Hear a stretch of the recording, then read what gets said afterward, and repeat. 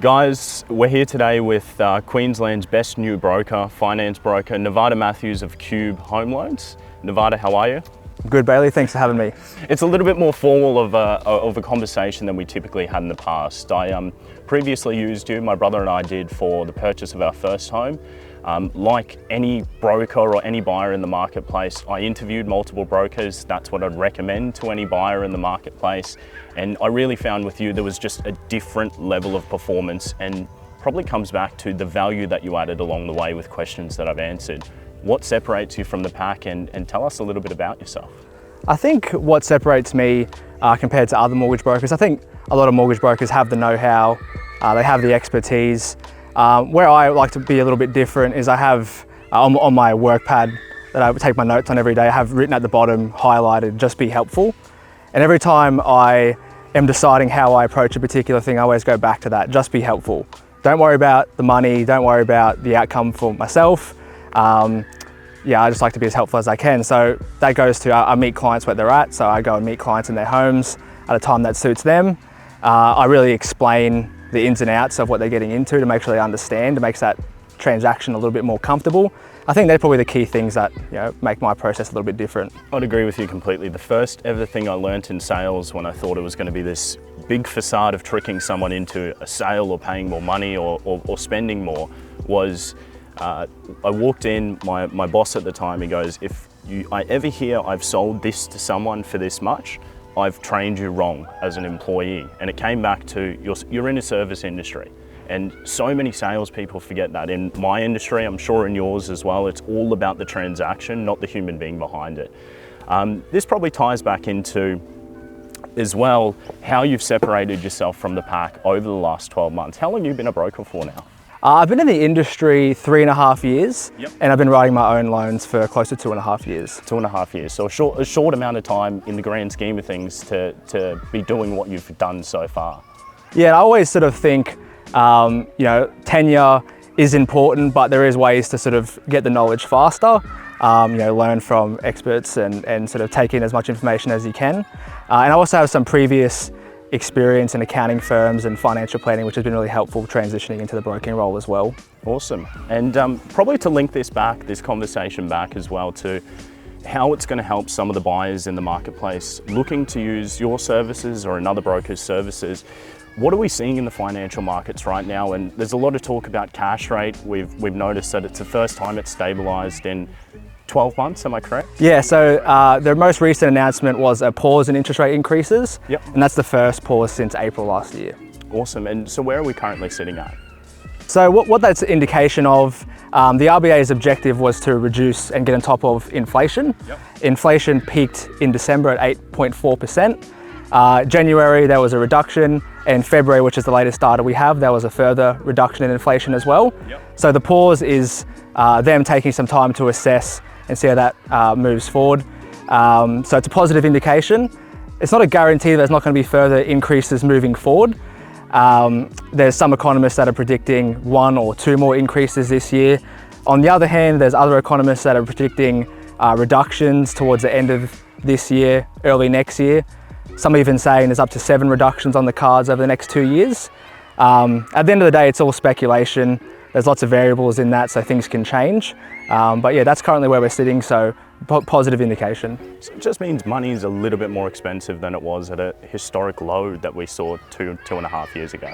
Correct. There is a bit of panic around rates, and it's a very topical conversation, and it is something to be mindful of. Yep. At the same time, we've sort of gone from extreme lows to sort of more standard numbers now, so it's not too major.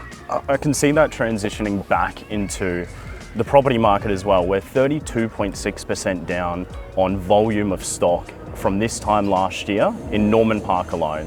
Have you seen that there's been an extended reduction or less buyers who are looking to get mortgages out for properties to purchase, or have you noticed numbers are relatively? There's definitely a reduction from the peak boom where it's just a bit crazy. It still, to me, seems like a very busy market. A lot of first home buyers, a lot of people who are not interest rate sensitive coming to get into the market now that it's sort of a bit more calm. There's actually been a nationwide property price increase in the most recent month. It's specific to different states, so different areas, but that's the first increase. Nationally, wasn't it? 0.6, 0.1 in Brisbane's major capital city, of course, the one capital city. So minor, but it's still an indication in the right direction. I think what we've also seen as well is it's, like you said, with the cash rates back to more of a standard type level, and we've noticed that the market's back to more of a standard market. It's back to supply and demand. We're in a crazy period for 2.5 years where you valued a property, that one sold, and the next one's worth 50,000 more by virtue of people missing out. And the fear of missing out really drove those values up with the price of money being so cheap. But I think we're sitting right now with reduced stock on the market.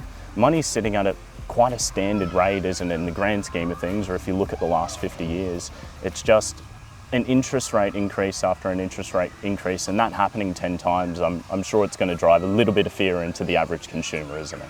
And I think it was the speed of the increases as well. That was a bit sort of caught people off guard. Yeah. In particular at the moment, a big topic that people are talking about is what's called the mortgage cliff or the fixed rate cliff.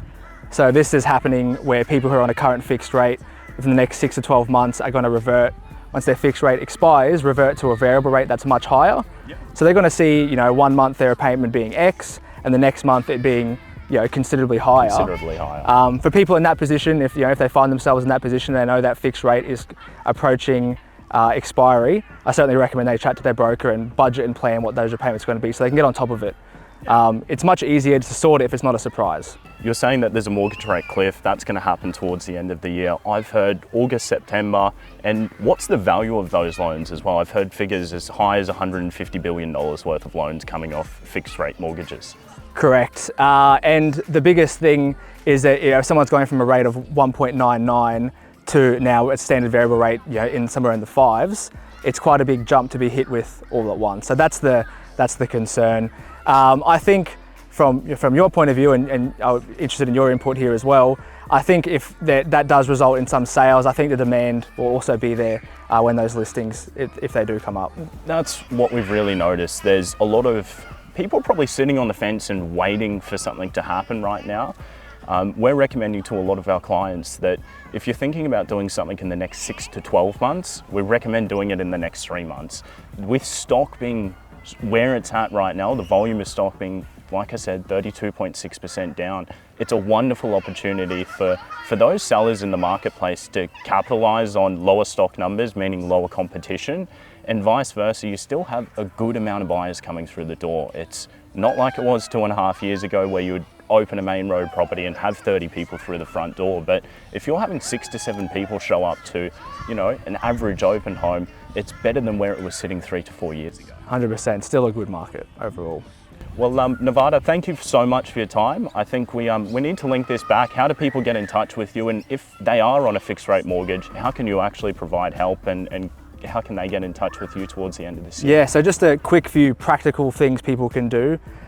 First one being, if they're on an existing variable loan, I recommend that they contact their existing broker to negotiate a variable rate discount. So people are often surprised how much of a discount is available just by negotiating. Yep. Banks are desperate to retain business at the moment, and mortgage brokers have the know-how to make the most of that and make sure you can get the best deal that's available. It's not a refinance, it's not an application, it's just a case of negotiation. It's nice and easy. The next one is, again, with that fixed rate, chat to their broker, get an idea on what that repayment will go to and revert to. And once it does revert to a variable rate, again, going back to that negotiation with their lender, seeing what discounts are available. If you just go to a standard variable rate, it's not going to be great. You really need to make sure you capitalize on that discount. And then compare it with the rest of the market if you're in a position to do so. The media that's going on right now, and they're going to swing things either way. They were on our side in the peak of the market, and of course when things do change or do adjust, there's always going to be that period of time. But you seem cool, calm and collected about it all. So really it's just about getting in touch with yourself or a localized broker and asking those questions and seeing if there's another option that's going to be better for them.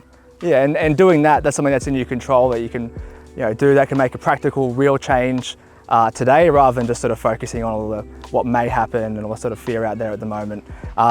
Yeah. Fantastic. Guys, Nevada Matthews, Cube Home Loans. I'll put his contact details in the description below. And if you'd like to get in touch, please feel free to reach out to myself or Nevada. Thank you.